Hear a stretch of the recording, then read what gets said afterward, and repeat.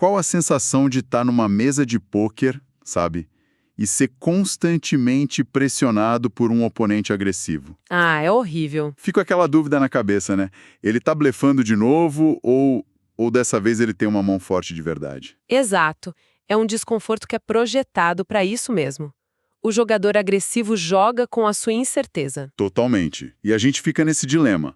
Se desiste demais, vira o caixa eletrônico da mesa. Todo mundo sabe. E se paga demais, parece que ele sempre tem a melhor mão. Parece mágica. É uma sinuca de bico. E é por isso que o material que a gente recebeu para analisar hoje é, assim, fascinante. É sobre sair desse ciclo de adivinhação, né? Exato.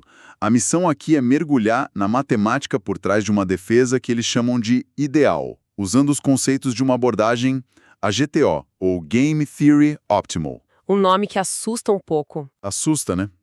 Soa como uma coisa super complicada, quase robótica. É, mas a beleza da GTO é justamente o contrário, sabe? Ela te liberta da necessidade de ser um adivinho. Ah, boa. O objetivo não é acertar o que o oponente tem, mas sim construir uma estratégia que seja, por si só, a prova de exploração. A gente vai usar a matemática para fazer os blefs dele simplesmente não importarem. Parece bom demais para ser verdade. Mas é pura lógica. Vamos ver como esses números funcionam na prática. Ok, vamos lá. Para a gente poder impedir que um oponente ganhe dinheiro blefando, o material diz que o primeiro passo é entender o que faz um blefe ser lucrativo. E eles usam um exemplo bem direto. Sim, um cenário super clássico. Imagina que tem R$ 100 no pote. Certo, R$ 100. Chega a nossa vez e o oponente, o nosso agressor, aposta mais 100. E vamos assumir, para simplificar, que ele está num blefe total. Ele não tem nada. Ok, então, com a aposta dele, o pote agora tem R$ 200.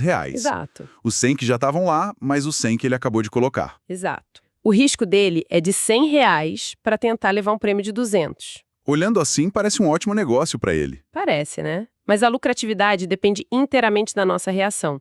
E é aqui que entra o primeiro cálculo fundamental que o material nos apresenta. É o ponto de equilíbrio do blefe. E como funciona essa conta? É surpreendentemente simples. A gente divide o valor da aposta, Os R$ 100, isso, pelo tamanho total do pote. que agora tem 200. Nossa, então seria 100 dividido por 200. Isso dá 0,5, 50%. Exato. Eu sempre achei que esses cálculos de GTO fossem um bicho de 7 cabeças. Eu também, mas essa conta é bem direta. E esse número, 50%, é a chave que destrava tudo. Ele representa o limiar de sucesso que o blefe do oponente precisa ter para dar lucro. O que isso quer dizer na prática? Se a gente desistir mais do que 50% das vezes, a aposta dele a longo prazo vai ser lucrativa. Ele não precisa que funcione sempre, só na maioria das vezes. Entendi. E se a gente desistir menos de 50%? Aí o jogo vira. O blefe dele começa a dar prejuízo. Ah, E o ponto mágico é se a gente desiste exatamente 50% das vezes. Nesse caso, o valor esperado do blefe dele é 0. A longo prazo, ele não ganha nem perde um centavo com esses blefes contra a gente. peraí, então a resposta não é tentar adivinhar se ele tem a mão ou não, mas sim controlar a frequência com que a gente paga ou desiste. Exatamente, essa é a virada de chave. Isso muda tudo. A gente para de jogar contra a mão dele e começa a jogar contra a estratégia dele. Nesse modelo simplificado, onde ele ou tem a melhor mão ou um blefe puro, a defesa GTO é essa: pagar metade das vezes, desistir na outra metade. A gente se torna perfeitamente equilibrado. Inexplorável. Certo. Eu entendi o perigo de desistir demais. Um oponente bom vai farejar isso e vai me atropelar com qualquer carta. Com certeza. Mas e se eu for para outra extrema? Se eu decidir, cansei de ser explorado, agora eu vou pagar tudo. O que acontece? Você tocou no ponto central, que é a exploração. Se a gente desvia do equilíbrio, a gente abre uma porta para ser explorado. Se você começa a pagar demais, digamos, desistindo só em 30% das vezes, o agressor inteligente vai perceber. E ele faz um ajuste simples. Qual? Ele para de blefar. Completamente. E ele só vai apostar quando tiver uma mão de valor. E eu vou estar lá, pagando para ver e perdendo um monte de fichas. É uma armadilha. Uma armadilha perfeita. Ele vai pensar, ótimo, essa jogadora não gosta de desistir, então só vou colocar dinheiro no pote quando eu tiver certeza que vou ganhar. Ele usa a minha teimosia contra mim. Exato. Da mesma forma que se você desiste demais, ele usa o seu medo contra você. O equilíbrio de 50% é o que fecha essas duas portas. E a matemática do valor esperado que o texto mostra é muito clara. Detalha bem, né? Sim, quando a gente desiste, o que acontece em 50% das vezes, o agressor ganha o pote de R$ 100. Então, o lucro médio dele nessa situação é de R$ 50. Isso. Mas na outra metade das vezes, quando a gente paga, ele perde a aposta de 100, já que estava blefando. Então, o prejuízo médio dele é de R$ 50. Ou seja, o lucro de 50 menos o prejuízo de 50 dá zero, a conta fecha. É impressionante como a matemática torna os blefes dele inúteis. Exato. A gente não impede ele de tentar. A gente tira o motivo pelo qual ele tentaria. O incentivo financeiro desaparece. E essa é a primeira grande joia que o material nos entrega, sabe? Qual? O objetivo não é ser um herói e pegar todos os blefes, é tornar a decisão de blefar do oponente indiferente. Ele pode blefar ou não, tanto faz, não vai lucrar com isso contra você. Ok, isso faz todo sentido para neutralizar os blefes. Mas uma dúvida me surgiu aqui, e acho que é a dúvida de todo mundo. Manda. Beleza, os blefes dele não dão mais dinheiro.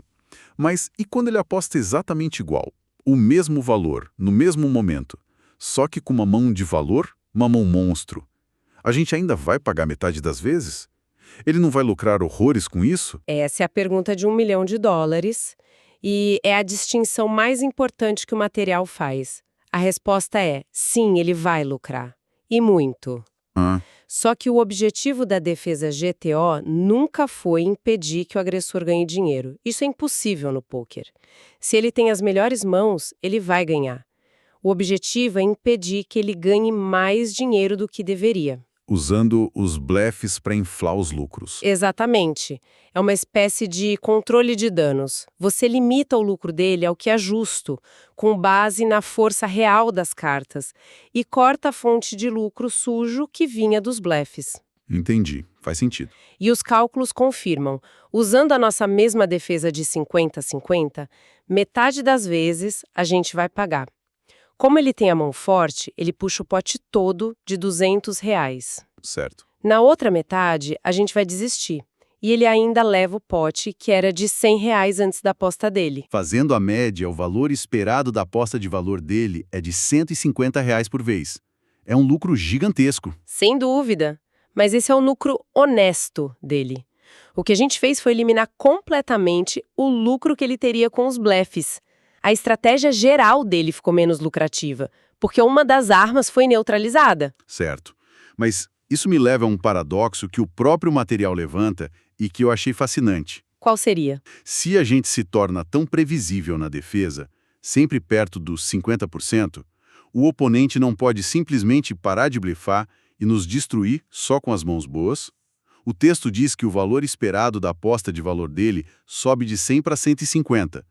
Parece que ele quebrou o sistema. Parece, né? Mas essa é a armadilha do pensamento de curto prazo. Sim, é verdade que o valor esperado daquela aposta específica, quando ele tem valor, aumenta. Mas, e a estratégia geral dele?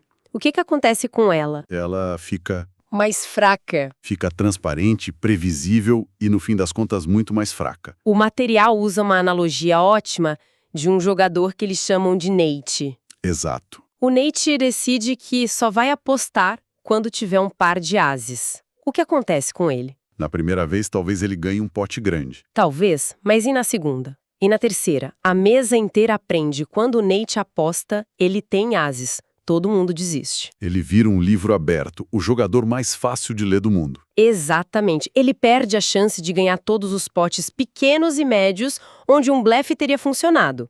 Ele perde a oportunidade de roubar os blinds. Então, apesar do lucro de uma mão específica dele subir, o lucro geral dele ao longo de uma sessão despenca. Despenca. Porque a força da GTO não é maximizar o lucro em cada mão, mas sim construir uma estratégia geral que seja robusta. Ao abandonar os blefes para explorar nossa defesa, o agressor se torna unidimensional. Ele vira o Nate. E ninguém quer ser o Nate na mesa de pôquer. Ninguém. A longo prazo, ele perde muito mais do que ganha com essa esperteza. Ok, então, se a gente for resumir o que a gente conversou, o material destila tudo em algumas lições-chave, umas joias, como eles chamam. Gosto desse nome. A primeira, e para mim a mais impactante, é que realmente existe um meio-termo perfeito entre desistir e pagar demais. E não é achismo, é matemática pura. É a base de tudo. A segunda joia, que é uma consequência direta, é uma regra prática. Quanto maior a aposta do oponente em relação ao pote, mais vezes a gente pode e deve desistir. Ah, isso é importante. A matemática se ajusta. Se ele aposta o dobro do pote, o risco dele é muito maior. Então o blefe precisa funcionar com uma frequência altíssima para ser lucrativo. E isso nos permite desistir mais vezes sem sermos explorados. A terceira lição é que essa defesa não é um segredo. Dá para ter uma ideia do ponto de equilíbrio do blefe só olhando a aposta e o tamanho do pote. Isso nos dá um norte, uma meta. Exato. Tira a gente da pura adivinhação. E a última, que talvez seja a que muda o jogo, o objetivo principal não é ganhar a mão. É uma meta bem específica. Tornar os blefes dele uma jogada de valor esperado zero. É como se a gente desarmasse a principal arma de um jogador agressivo. A pressão dele perde o efeito. Sabe, o que eu mais gostei é o conselho final do material. É algo muito prático e, de certa forma, reconfortante. Porque depois de toda essa matemática, a gente pensa, tá, mas como eu vou fazer essa conta no meio da pressão do jogo? E é o conselho mais sábio. Ele diz pra gente não se obcecar com a precisão de um computador. Ninguém espera que a gente calcule 50% ou 33,7% na ponta do lápis durante a mão. Ufa! O texto fala que estar aproximadamente certo já é o suficiente para nos transformar num jogador infinitamente mais difícil de se enfrentar. É engraçado porque na hora do jogo, a emoção manda a gente fazer o oposto, né? Totalmente, a gente sente raiva e quer pagar para pegar o mentiroso. Ou sente medo e desiste. A GTO é quase como uma meditação. Ela tira o eu e a emoção da jogada. É sobre internalizar o conceito, a ideia geral de equilíbrio, e não sobre ser uma calculadora humana. Exato. Ter essa noção de que aqui ele está arriscando pouco, preciso defender mais, ou aqui o risco dele é enorme, posso desistir, mas tranquilo. Isso por si só já nos coloca num patamar muito mais alto. Perfeitamente colocado. É desenvolver uma intuição calibrada pela matemática em vez de uma intuição baseada só em emoções. Tudo isso nos deixa com uma reflexão interessante para levar daqui e explorar por conta própria. Se a defesa GTO é, por definição, matematicamente inexplorável, em que momentos um jogador poderia conscientemente se desviar dela? Boa pergunta. E, pelo outro lado da moeda, como a gente pode identificar um oponente que se desvia tanto da GTO, que é tão previsível quanto o nosso amigo Nate, que uma estratégia puramente exploratória focada em atacar os erros dele se torna ainda mais lucrativa do que a própria defesa matematicamente perfeita?